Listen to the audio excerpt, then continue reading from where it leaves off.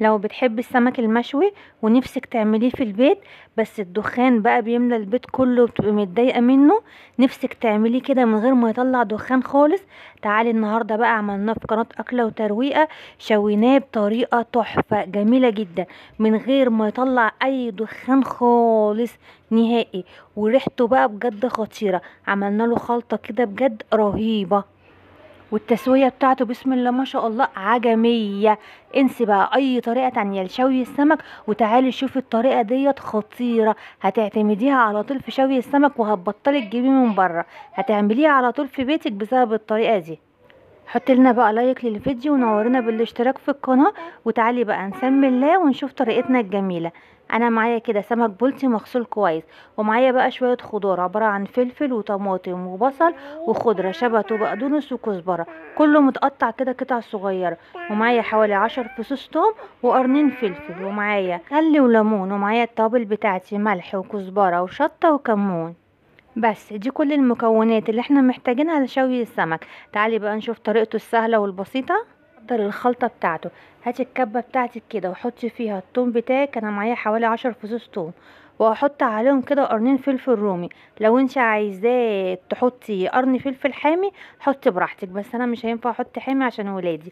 وحطيت معاه كمان الخل والليمون، وهضيف كمان التوابل بتاعتي كده كله في الكبة مع بعضه بالطريقه دي كده بالظبط.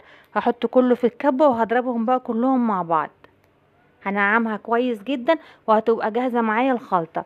طيب انا هعمل بالخلطه دي ايه بقى دلوقتي؟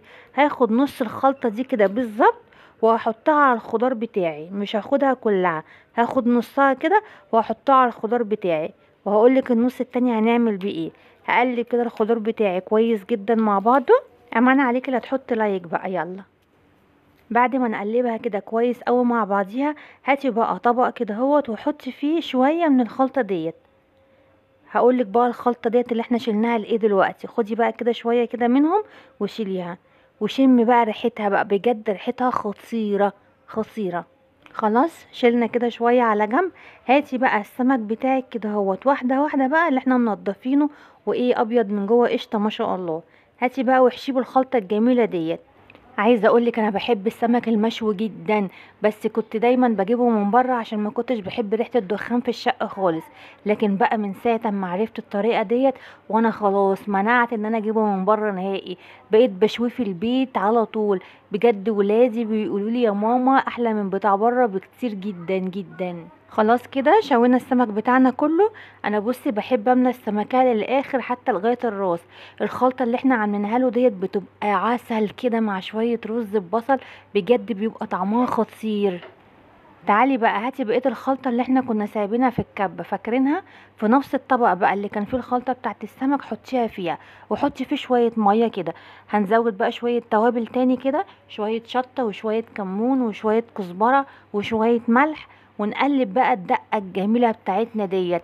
ادي احلى دقه للسمك بجد خطيره كده. بقى الدقه بتاعتنا بقت جاهزه معانا بقى نخش ايه على شوي السمك.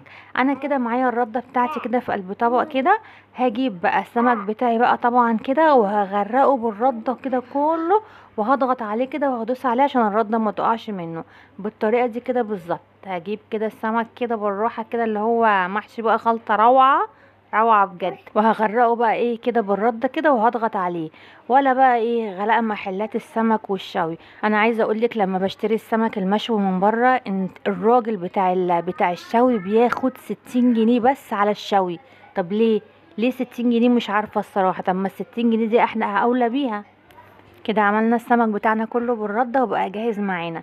تعالي بقى ايه، هاتي بقى ايه اي صاجة عندك، اي صاجة عندك انت بتشوي فيها، صاجة موجودة اللي مخليها لشوي السمك بس، او الصاجة بتاعة البوتاجاز. انا جبت الصاجة بتاعة البوتاجاز اللي بتبقى من تحت ديت، ودي بشوي عليها السمك على طول.